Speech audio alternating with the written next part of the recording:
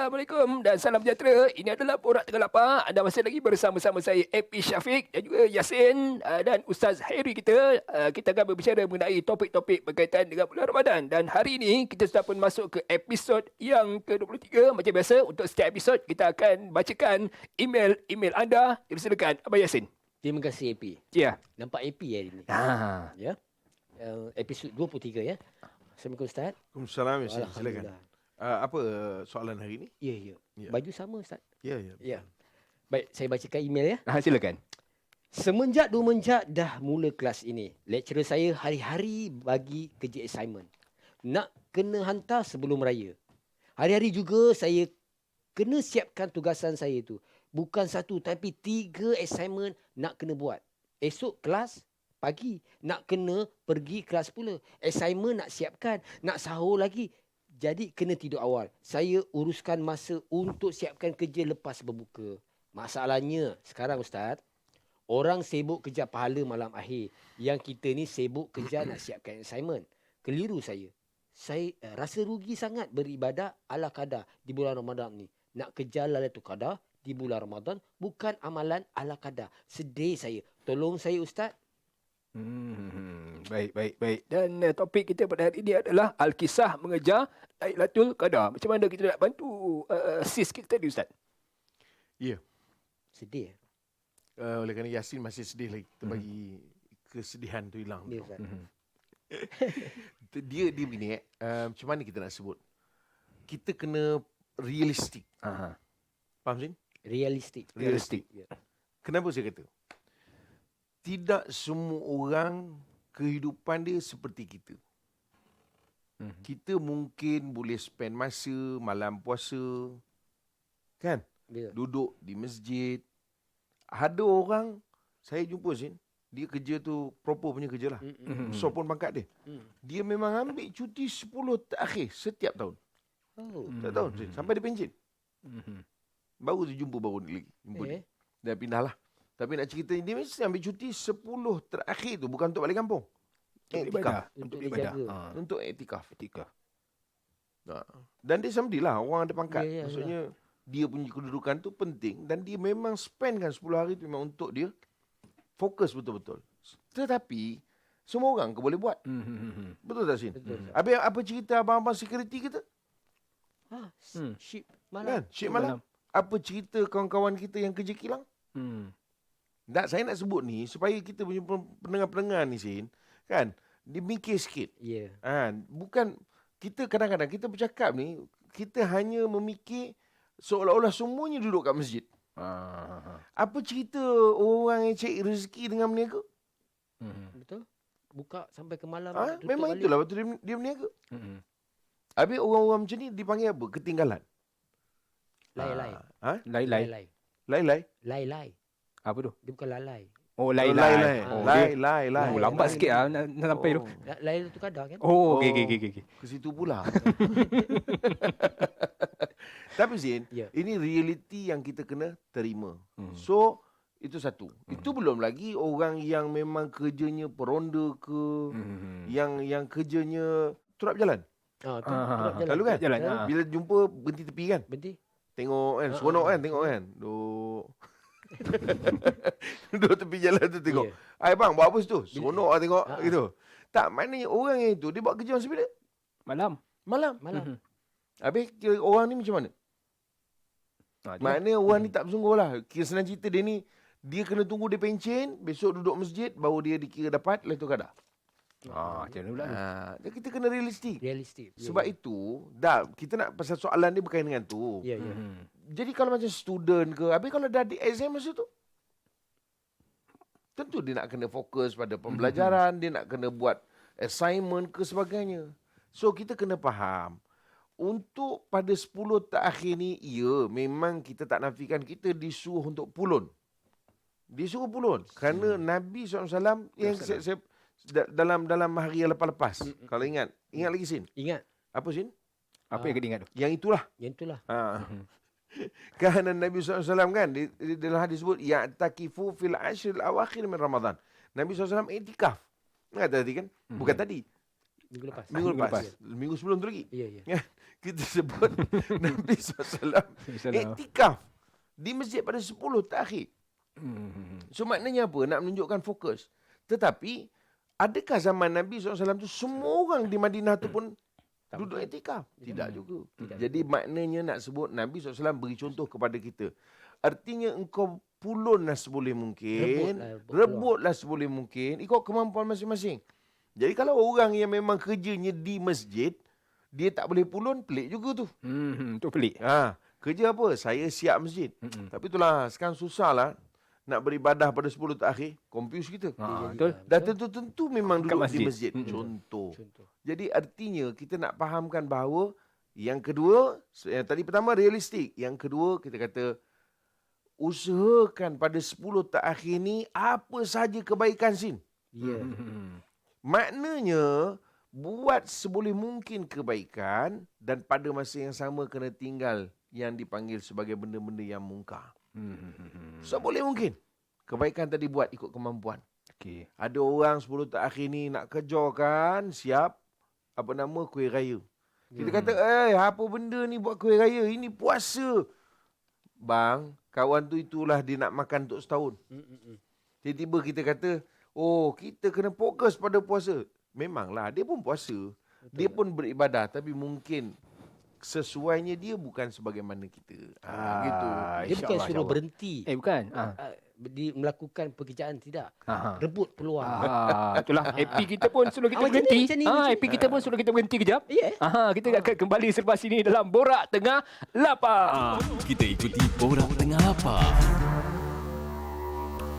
Nama kawan saya Ahmad Kodan. Kita sudah pun berada pada 23 Ramadan. Ini adalah Borak Tengah Lapar. Baik Abang Yasin. Siapa pantun tadi? Semua tu. Ahmad Kodan. Ahmad Kodan ada adik ipar. Kita borak tengah lapar. Okey. Baik, kita masih lagi berbicara mengenai Lailatul Qadar ni Ustaz. Ada orang cakap bila Lailatul Qadar ada air beku, pokok sujud, lepas tu ada gajah terbang. Gajah terbang tak pernah dengar gajah terbang Jambo. tak boleh Jambo. jambu. Baik Ustaz, apa sebenarnya ciri-ciri Lailatul Qadar ni Ustaz? Okey. Dia gini. Kita pertama sekali Lailatul Qadar ni istimewa untuk bulan Ramadan. Ya, memang ulama hampir sepakat semuanya mengatakan Lailatul Qadar pada bulan Ramadan. Itu pertama. Yang kedua, dalam ciri-ciri Lailatul Qadar ni kita kena bezakan dulu ciri yang orang jumpa, kan tadi disebut beku lah apa segala macam tu, dengan ciri-ciri yang Nabi SAW beritahu. Okey. Kalau yang Nabi SAW beritahu tu itu satu benda yang pastilah. Pastilah. Misalnya Nabi SAW sebut bila berlaku Lailatul Qadar, siangnya matahari yang memancar tu dia tak terik. Itu Dia redup lah bahasa kita sini. Redup. Ya, redup. Redup begitu. Dan keadaan cuaca tu pun sama juga. Dia tak panas, dia tak sejuk. Tapi kalau keadaan ni payah juga kalau kita duduk dekat Madagaskar. Madagaskar panas Pernah biasa pergi tu? Madagaskar. Dia sebelah dengan Alaska, Madagaskar. Pernah lalu lah. Dengan Sofijikan. Sebelah lah tu. Saya pernah lalu ya. Sofijikan termasuk sekali ya. Madagaskar kan benda. Tapi yang tempat sejuk tu lah ni. Yelah. Ya, Demi cuaca tu. cuaca tu. Jadi kalau keadaan tu memang susah lah. Tapi maknanya keadaan yang biasa orang boleh kenal. Ya. Tapi saya peribadi dulu pernah rasa lah. Bila dia bagi tahu, kita bukan pernah rasa, kita cari kan. Oh ini macam yang Nabi sebut lah. Ya. Tapi suka juga sih. Suka, kan? Sebab bila kita tanya kawan-kawan, tempat dia tak macam tu pula. Dia akan Jadi susah sebenarnya kita nak pastikan betul-betul tanda tu. Itu kalau tanda yang Nabi SAW beritahu. Adapun kalau kita nak cerita sih tanda-tanda yang mungkin orang ni jumpa, possible. Kan awak bangun pagi tiba-tiba beku. Saya pernah lu. Pernah ni zaman dulu lah. Tapi ini cerita bukan nak menceritakan benda tu kita dapat. Ya. Tapi pernah berlaku. Beku, Bangun tidur, terperanjat sentuh air tu beku. Rupanya air dia ais. Tak ais tu. Beku. Okey. Air Betul. peti ais tu lah beku. Air dalam peti ais tu beku. Ustaz, Ustaz beku tak? Kalau saya beku tu peti ais lain sih. Apa Sin? Allah. Tapi maknanya ada orang dia jumpa Sin. Ada orang. Mungkin Allah nak tunjukkan apa nama ni kuasa Allah Taala possible kan? Boleh jadi. Mungkin kita pergi ke apa nama kolah, orang nak ambil wudu masa tu. Berlaku. Boleh jadi. Boleh jadi. Kan sebab bila orang yang bangun pada malam tu untuk beribadah dan Allah nak tunjukkan kelebihan tu pada dia. Tak mustahil. Possible. Cuma dia bila benda-benda macam ni dia tak boleh jadi satu sandaran. Ya. Man tadi saya rasa Lailatul Qadar lah, tapi itulah tak air tak beku pula. Tak betul lah. Tak boleh gitu. Sebab kita kena pakai apa yang Nabi SAW pesankan. Tapi benda yang berlaku kepada orang possible. Misalnya juga pokok sujud. Ada dengar. Possible. Boleh berlaku. Tapi kalau kita ni Sin, sekadar bangun pagi lah kan. Maknanya awal-awal pagi tu bangun, sekadar menengok tingkap, nak tengok pokok tu sujud ke tidak, baik tak payahlah. Biasanya jarang nampak. Walaupun ada orang jumpa. Ada? Lah pagi-pagi tu terpaksa panggil di BKL. Tebang. Potong, pokok tumbang. Pokok tumbang aku punya. Pokok Bukan tumbang, sujud. Zin. Yelah sujud lah tumbang. Dia dah kecoh lah kan. Dia dah kecoh dah. Dia dah up dah status. Aku nampak. Qiyamulail kot. Kata Qiyamulail pula. Lailatul Qadar. Sekali rupanya pokok tumbang. Di BKL datang pagi tu. Ya. Tapi saya nak sebut perkara-perkara yang begini boleh berlaku. Allah nak tunjuk. Tapi dengan syarat lah. Ketika tu memang kita orang yang bangun untuk beribadah. Kita ni memang orang yang kata orang apa? Konsisten beribadah. Jadi tak mustahil Allah nak tunjukkan kelebihan-kelebihan ni. Ya. Jadi tak mustahil. Baik. Selalunya Allah bagi rasa.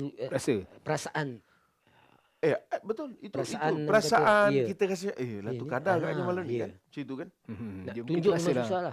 Okey. Baik. Kita nak rasa perasaan tu macam mana? Ya. Kita rehat dulu. Kita kembali sebelah Kita sini. kena kopi dulu. Ada kopi dulu. Ada susu tak ada susu? Puasa. Okey. Borak dulu tengah Bungkuk lapar. dulu. Pergi Kuala Lumpur. Pakai selipar. Kita borak tengah lapar. Okey. Nama kawan saya Cik Ani. Kita jumpa sebelah sini dalam borak tengah lapar. Tak sambung lagi Sin. Tak ada. Jom kita ikuti Borak Tengah Lapar.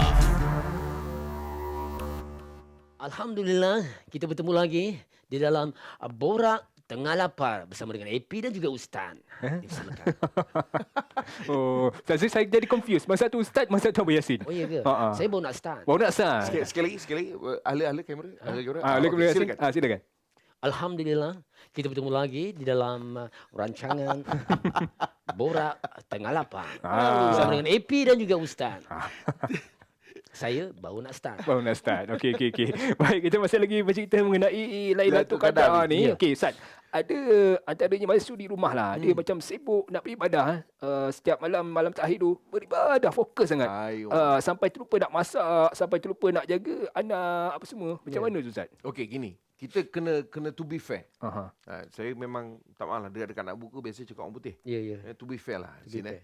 Pertama saya nak bagi tahu gini. Bagus idea orang kalau boleh 10 malam terakhir tu kita plankan free and easy. Free and easy. Mana tak payah sibuk nak masak ke Ya. apa, kita fokus. Boleh kalau mampu. Okey? Mungkin buka puasa pun dia order, sahur pun dia order. Sebab apa? Dia nak fokus beribadah. Yes. Pasal 10 last ni. Cerita soal Lailatul Qadar itu pemberian Allah Ta'ala, tapi ceritanya ini 10 yang terakhir sebab last ni lepas ni Ramadan dah tak ada, kena tunggu tahun depan pula. Okey, itu satu. Yang kedua, saya nak pesan juga bila tanya pasal suri rumah tadi. Biasanya masalah selalu orang perempuan. Dan soalan daripada orang perempuan. Bila di hujung dia kata saya ni ya Allah Ustaz, memang sejak ni hujung aja saya tak boleh puasa.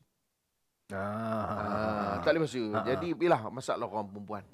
Jadi macam mana? Maknanya rugilah kami tak dapat Lailatul Qadar Sin. Macam mana Cin? Pandangan.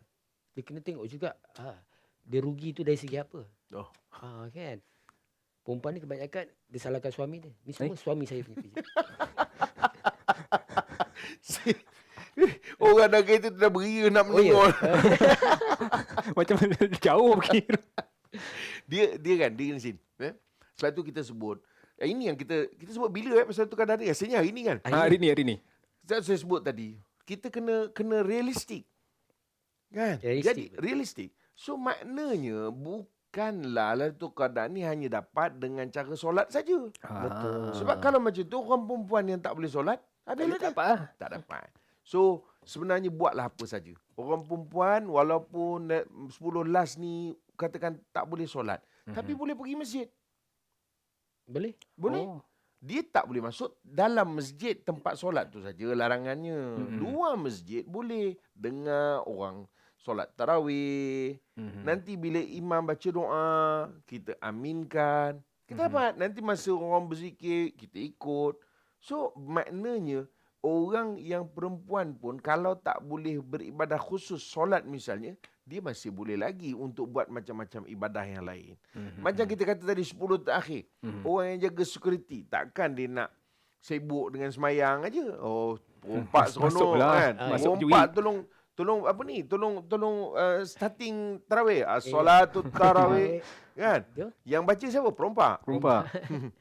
Sebab lepas tu security pakat semayang belaka. Ya.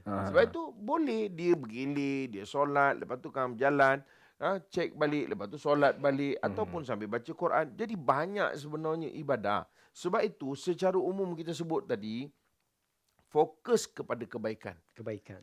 Macam-macam lah apa kebaikan. Habis nelayan macam nelayan. Di tengah Yalah lautan. memanglah dia boleh solat dekat tengah laut. Tapi kalau dia solat aja, bila dia dapat ikannya? Zikir. Jadi dia boleh buat betul. Zikir. Yalah maknanya kebaikan yang banyak dibuat. Tapi asas tu kena pegang lah. Ya. Kalau boleh tarawih tu jangan tinggal lah. Kerana isunya tarawih ni bukan soal Lailatul Qadar.